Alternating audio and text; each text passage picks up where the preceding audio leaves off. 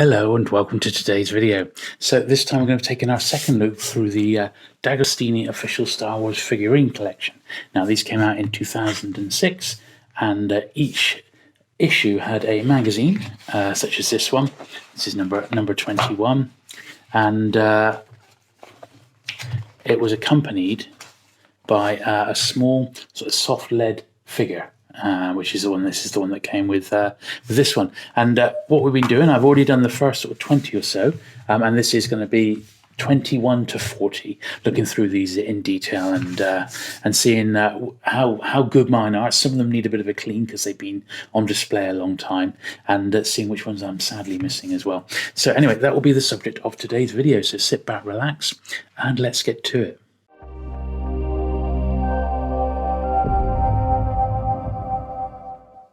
Okay then, so this is number 21. This is the clone trooper figure, and a really cool figure this one is as well, to be honest. Now, I'm just giving these bases a bit of a clean because they do pick up quite a bit of dust, and using this soft toothbrush is brilliant. And as we clean the figures, I'm just going to pop them into this box lid here because this time around we do have some quite bigger ones to deal with. So number 22 is Padme, Queen Amada, and there she is. That's a pretty nice figure, that one. Give that one a little wipe down.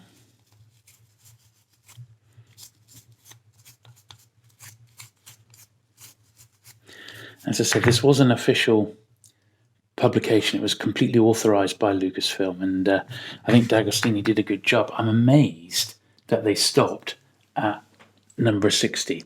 I thought that they could have easily carried on. Maybe the sales weren't there. Now, sadly, number 23 I've not got. Now, 23 was Wicket, and he's missing, so I'm a bit gutted about that one. So that's also on the list. I am missing just a handful out of the whole run. Number 24 is Tion Meadow. Now I think this is a bit of an odd choice, to be honest, but they did a good job on the figure. I just think it's slightly weird that they chose this character, but there you go. We weren't there making the choices. So we'll slip him to the back as well for now. Number 25 then is Jango Fett. So I was missing Boba Fett. He was in the last run, but Jango Fett, thankfully, I have got, and they've done a good job of him as well. That's pretty cool stuff.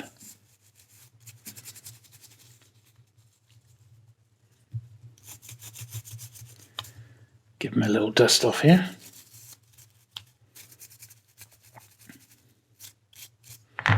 Yeah, that's a nice figure, that one. Put Jango over there.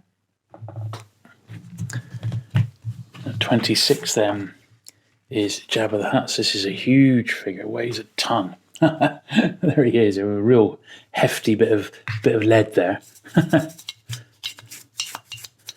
If it is indeed, I think these are made of like a soft lead, or it might be like a pewter, possibly. I guess lead is toxic, isn't it? So they wouldn't really be able to use that anymore, but something along those lines, a similar sort of material. And well, I mean, it's a classic figure in a classic pose. I like the fact that they've done these slightly beefier figures for the same price. That is fair to me. 27 then is Bib Fortuna. So I guess Jabba's right-hand man. So it made sense for them to do him, I suppose.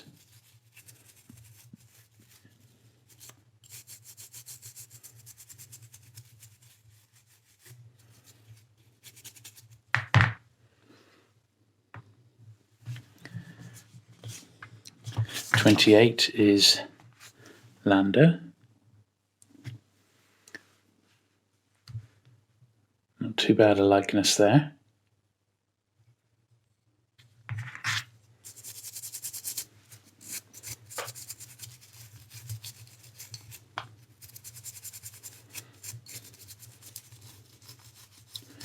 I think if I was a youngster, if I was collecting these as a kid, I would really, really loved them. I know they're not like action figures, but they're still pretty cool. So stick Lando there. 29 is Greedo. There he is, not a bad Greedo either, in actual fact.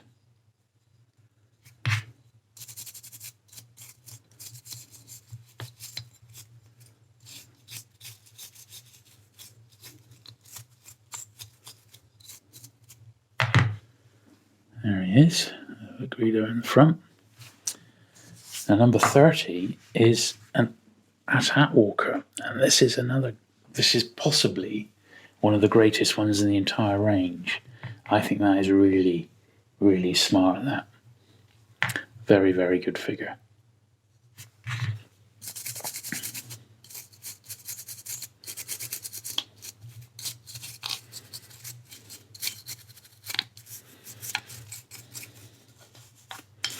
Quite dusty on the base and that, where it's been on display.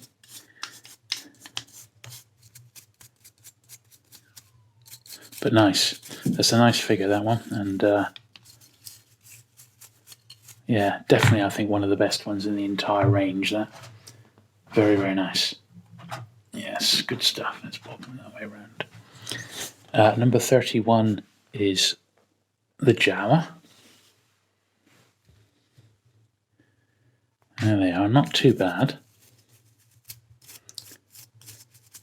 You almost think, because they're so diddy, they could have given us 2 Jawas, but since the figure beforehand was the AT-AT, I reckon they had to sort of balance the budget a little bit. So maybe that's why maybe that's why we only got a small figure after that massive AT-AT.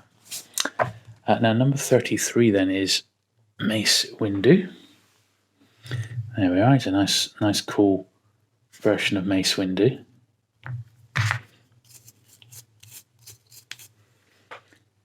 Certainly a great character. I know Samuel L. Jackson was delighted to be in Star Wars in any way, shape or form. I think he said he would have done it for free. I'm sure he got paid something. Let's have him round, maybe round that way. There we are. Now, number 34 is the Land Speeder. So another vehicle.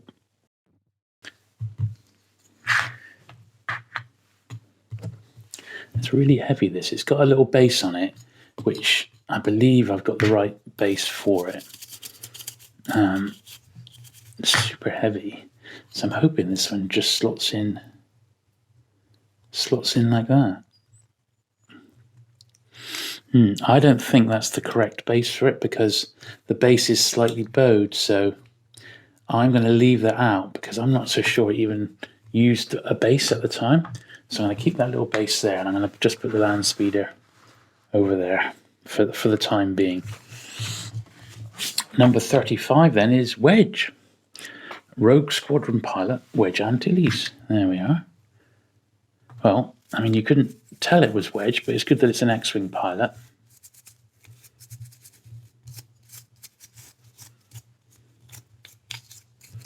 That's pretty cool.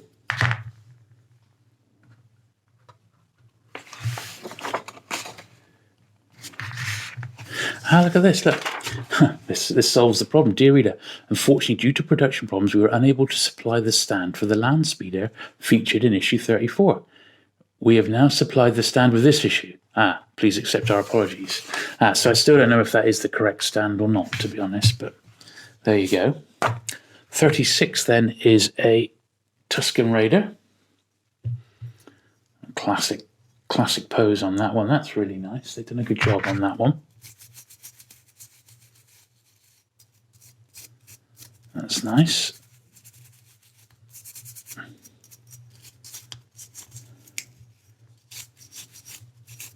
It's cleaned up really nicely. The base was a bit dusty on that one. Okay. Number 37 then is the Imperial Transport Lambda class shuttle, or the Imperial Shuttle. So this one has got a hole on the bottom for the base, but this spare base that I've got has got 2 in. So once again, I don't think that's correct. I don't think that's right. So I'm just going to leave this one as well. loose for the time being, because hopefully there's a couple more ships to come. Hopefully these will marry up in the end. Glad to see it. It's a great model, that one, isn't it? Not sure how he's going to display on our little bit here. There we are. We'll just leave him like that. Now, 38 was Elite Combat Droid Magna Guard. There he is. That one, a Magna Guard. Very, very delicate figure by the looks of it, with that staff there. Yeah, the base has got quite dusty, but I'm also cleaning it with kid gloves, to be honest, because it could easily get beaten up, but that's okay. That's all right. We'll take that. 39 then is, well, this is an unusual choice. Isla Sakura, a Twi'lek Jedi. Fair enough. That's okay.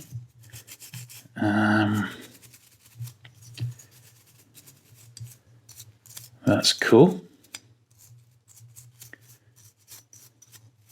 Actually, quite a nice sculpt, that one, so we'll give him that. And then number 40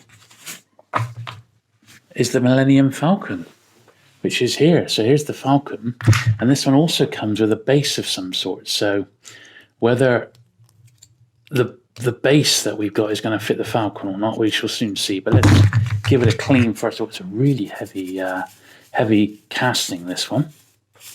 And I know what this reminds me of. Back in the day, old lead D&D figures, you know. It reminds me of those that you paint up. Old Games Workshop ones, you know. Now this one has got two holes in the bottom of the Falcon. So I'm just wondering if this fits it perfectly or not. It fits. I wouldn't say it's perfect, but it does fit. So what I'll do, I just move that little box back there. There's no real room in the tray there, so I'm going to pop him just in front there. And there we are. So that's the first, well, I should say the second lot of 20. So number 21 up to number 40. So there you go. I hope you've enjoyed looking through issues 21 to 40 of the Star Wars figurine collection. Certainly some great figures in there. I do particularly like the AT-AT, and Greedo was another real favourite as well. If you have enjoyed today's video, do please give it a thumbs up. Do please hit the subscribe button if you've not already for regular Star Wars content, and I shall look forward to seeing you again very soon. Bye.